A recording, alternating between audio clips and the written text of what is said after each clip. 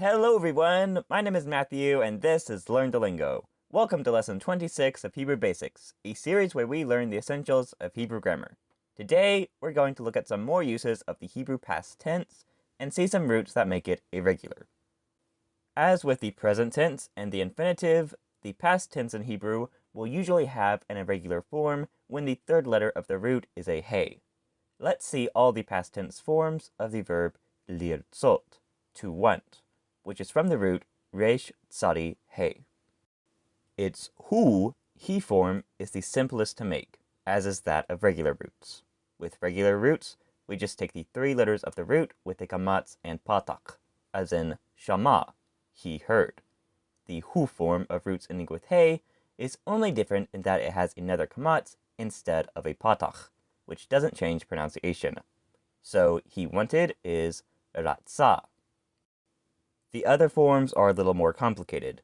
When most forms add endings to this basic hu form, ratsa, its a ending will change into e, spelled with a yud.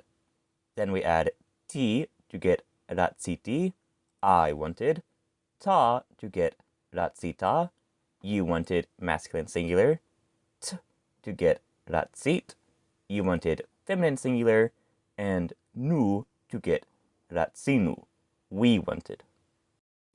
Again, the masculine and feminine plural you past tense forms shorten that first kamatz to a schwa, as well as adding their tem or ten endings. So you wanted is ratsitem in masculine plural form, and ratsiten in feminine plural form. The he, she form of roots ending with hey, as with regular roots, will shorten the second vowel of ratsa to a schwa and add an a ending.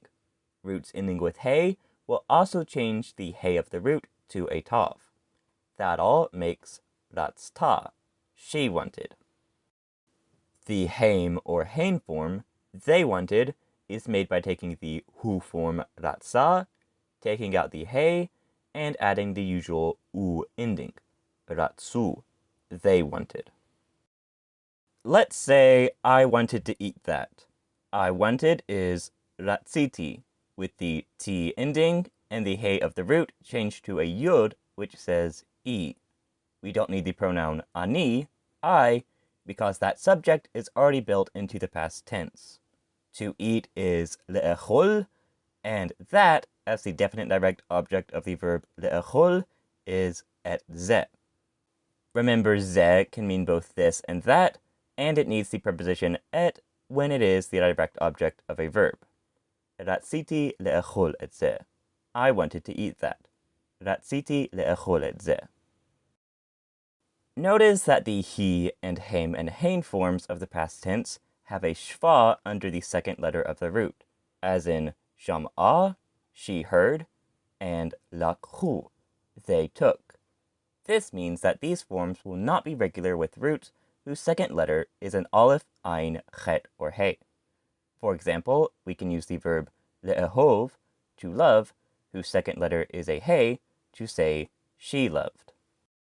The he, she form of the past tense is usually made by taking the basic hu form, ahav in this case, and shortening the patach to a schwa and adding a.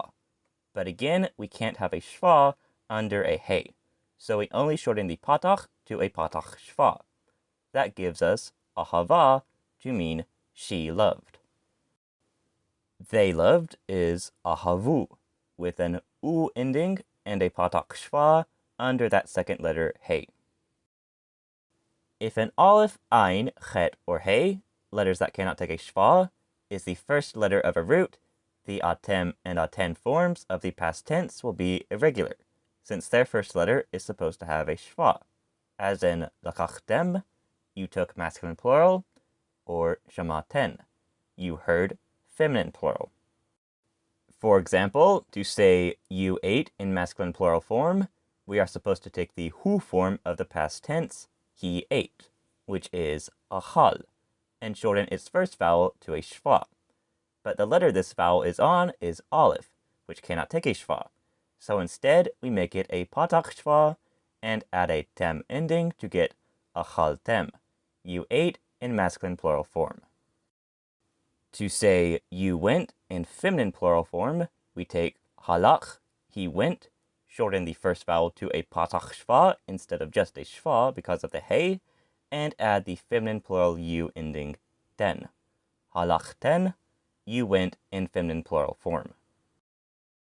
Let's say you went to the store, where the you is masculine plural. You went will be the atem, you masculine plural, form of the past tense from the root hey lamed kaf. Again, this can be made from the hu form, halach, he went, by shortening the first vowel to a patach shva and adding the tem ending, which means this verb is in the past tense and its subject is atem. Halachtem, you went.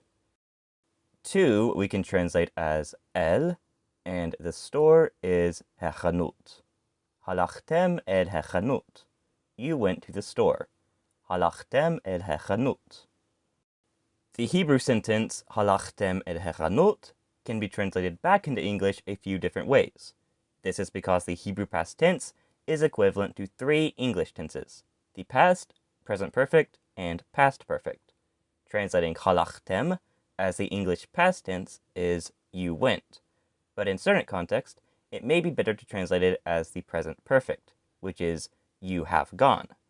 In others, we might need to translate it as the past perfect, you had gone. All these are valid translations of the Hebrew past tense, since Hebrew does not make a distinction between any of these tenses.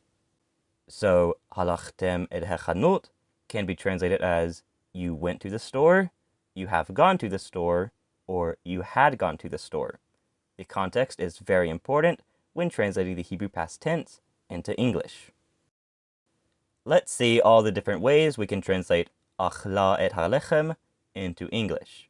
The first word achla is the he form of the past tense from the root aleph kaf lamed, which has a meaning of eating. We can tell that it's the he, she form because of that ah ending. That means achla means she ate. Et is not translated into English. Here is an exclusively Hebrew preposition that shows that the following word, halechem, is the definite direct object of the verb achla. Halechem means the bread. Achla et halechem. She ate the bread. Since the Hebrew past tense can be translated into English with a few different tenses, achla can also mean she has eaten or she had eaten. So achla et halechem can mean she ate the bread, she has eaten the bread, or she had eaten the bread. Again, context is necessary to know how to translate the Hebrew past tense. With this short sentence, we don't have enough context to choose any particular English tense, but later on, we will see sentences that can only be translated with one English tense.